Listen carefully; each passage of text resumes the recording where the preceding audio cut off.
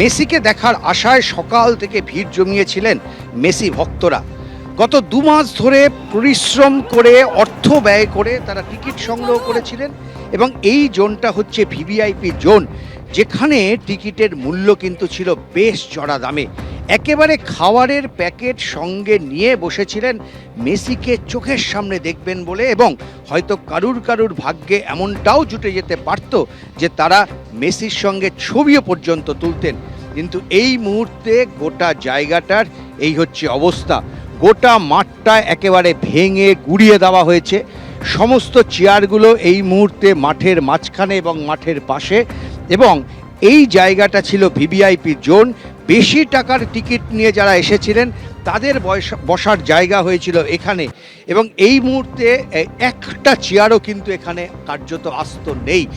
কি কারণে এমন ঘটনা ঘটলো তাই নিয়ে বহু বিতর্ক থাকতে পারে, তবে মেসিকে মাত্র কয়েক মুহূর্ত দেখার জন্য যারা কষ্ট করে স্টেডিয়ামে এসেছিলেন তারা কিন্তু সেই আশা থেকে বঞ্চিত হয়েছেন, এমনটাই তাদের অভিযোগ।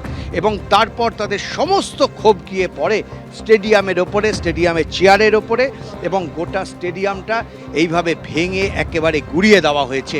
স্বপ্নের স্টেডিয়াম, বহু কষ্টে তৈরি হয়েছে এই যুব ভারতী ক্রীড়াঙ্গন, কিন্তু যেভাবে এই স্টেডিয়ামের ভাঙচুর করা হলো, যেভাবে চেয়ারগুলোকে ভেঙে মাঠের মাঝখানে ফেলে দেওয়া হলো, নিঃসন্দেহে এটা যে একটা কলঙ্কময় দিন তাতে কোনো সন্দেহ নেই।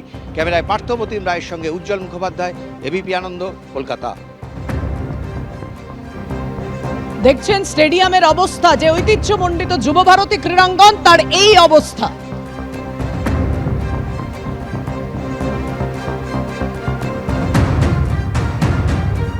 দর্শকরা অভিযোগের আঙুল তুলেছেন এই উদ্যোক্তাদের বিরুদ্ধে।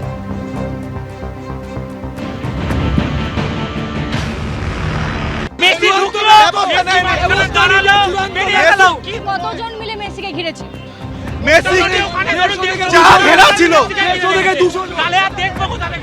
150-200? অরূপ বিশ্বাস।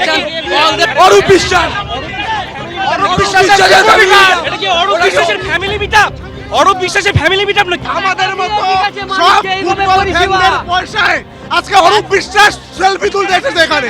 আমরা যেখানে রয়েছি সেখান থেকে একটা বিন্দু অবধি ওকে দেখা যায়, একটা বিন্দু অবধি ওকে দেখা যায়। কত টাকা দিয়ে টিকিট কেটেছি? আমি 11,800 টাকার টিকিট কেটেছি। এক ফোঁটা দেখতে পাই বিন্দু মাত্র, একদম ছোট্ট, দেখাই যায়নি। 100টা মানুষ ঘিরে আছে একসাথে, 100টা মানুষ। যত পলিটিক্যাল লিডারদের চামচা আর পুলিশের লোকজন মিলে ঘিরে রেখেছে, পুরো প্রেস ঘিরে রেখেছে। আমরা কাউকে দেখতে পাইনি, কিচ্ছু দেখতে পাইনি। একজন 5,000 টাকা 10,000 টাকা দিয়ে টিকিট কেটেছে। I came here from Bangalore. I came here from Bangalore to just to visit and see my goat. But there is absolutely disastrous. दो दिन से यहाँ पर हूँ just to see Messi. And I couldn't even see a glimpse of his. That's a very preposterous. কালকে থেকে আমাদের email করে বলা হয়েছে এই হবে, ওই হবে, তাই হবে, শাহরুখ খান আসবে, গ্র্যান্ড শো হবে, আর আজকে এত এক্সপেকটেশন নিয়ে এসে এইরকম হচ্ছে। শুধু ফায়দা তুলেছে ফিল্ম স্টার আর পলিটিশিয়ানরা। যখন মেসিকে আমরা দেখতে এসেছি, আপনারা কিছু তো একটা ওয়ে করবেন যাতে মেসিকে কিছু তো দেখানো যায়। নেতা মন্ত্রীরা ভিড় করে রেখেছে, আমরা তাহলে টিকিটটা কাটা করে মানি হলো না। দেখছেন দর্শকরা এভাবেই নিজেদের ক্ষোভ প্রকাশ করেন যে তারা মেসিকে দেখতে এসেছিলেন, কিন্তু যে অরাজক পরিস্থিতি তৈরি হলো, বিশৃঙ্খল পরিস্থিতি তৈরি হলো কিভাবে, সেই ছবি তুলে ধরেছেন আমাদের প্রতিনিধি সৌমিত্র রায়।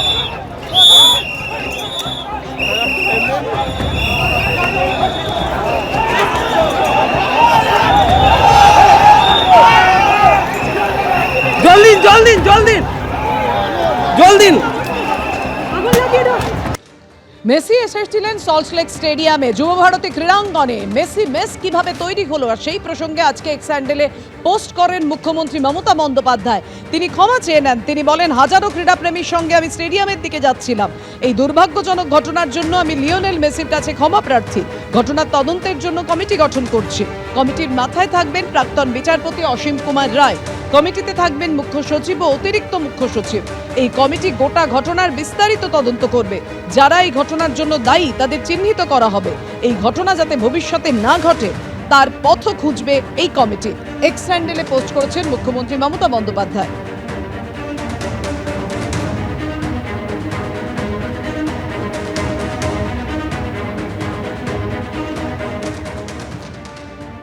যুব ভারতীতে চরম বিশৃঙ্খলা, শুভেন্দু অধিকারীও পাল্টা পোস্ট করেছেন। তিনি কি লিখেছেন সেই পোস্টে?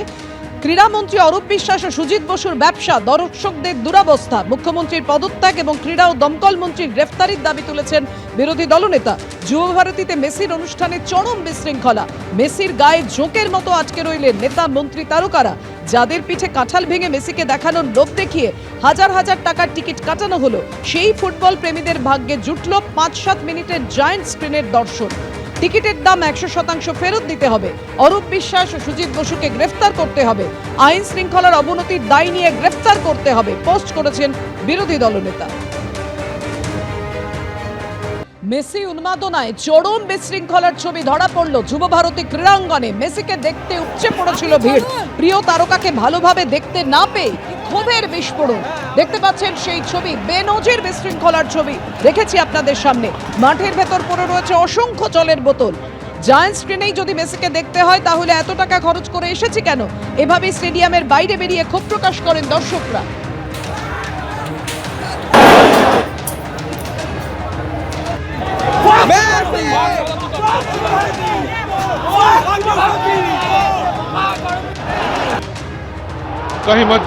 দেখতে পাচ্ছেন কিভাবে একের পর এক জলের বোতল ছোড়া হচ্ছে মাঠের ভেতর দর্শক আসন থেকে।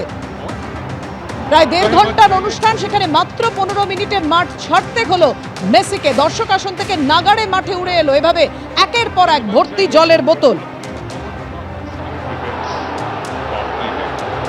যুব ভারতীতে কিভাবে ঢুকলো জলের বোতল? বিধাননগর পুলিশের আশ্বাসের পরেও মাঠে জলের বোতল ঢুকলো কিভাবে? কিভাবে বিকেলে 15 গুণ বেশি দামে এই জলের বোতল বিক্রি হলো? পুলিশ কি করছিল? कहीं मत जाइए क्योंकि अभी और बाकी सारे इवेंट्स और कहीं मत जाइए क्योंकि अभी और बाकी सारे इवेंट्स और कहीं मत जाइए क्योंकि अभी और बाकी सारे इवेंट्स। যুব ভারতী স্টেডিয়ামের মধ্যে একেবারে এইরকম যে জলের বোতল সেগুলো নিয়ে আসা হয়েছিল বিক্রির জন্য। জলের বোতল, তার পাশাপাশি হচ্ছে কোল্ড ড্রিঙ্ক, সেই সবটা আনা হয়েছিল। এবং যেখানে দেখতে পাওয়া যাচ্ছে যে এখানে কিন্তু প্রচুর যে জলের বোতল, কোল্ড ড্রিঙ্ক, সেই সবটা বিক্রির জন্য আনা হয়েছিল, যেগুলো একেবারে এখান থেকে বর্তমানে নিয়ে যাওয়া হচ্ছে।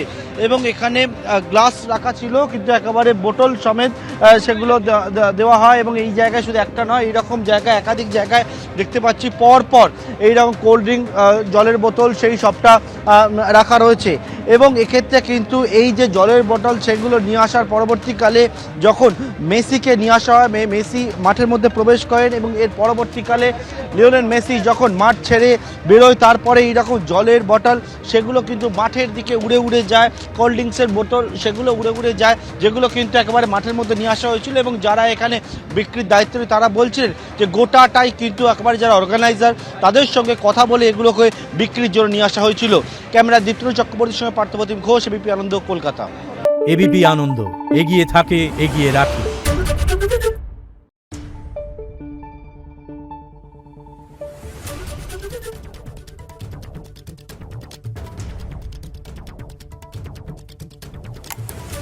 Thank you.